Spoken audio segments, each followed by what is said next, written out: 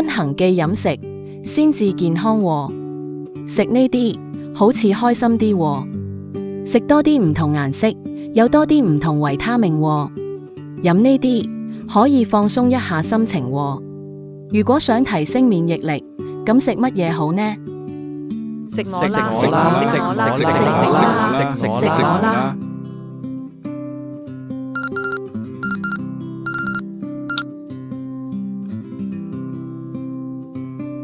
啊，原來係發夢。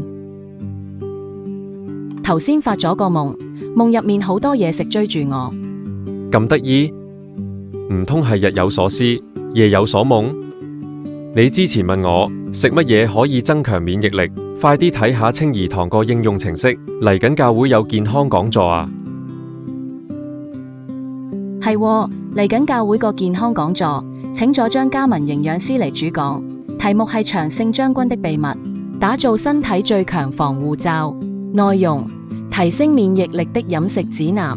日期係2026年7月11日，星期六，時間係下午2點30分至4點30分，地點係基督教宣道會清怡堂。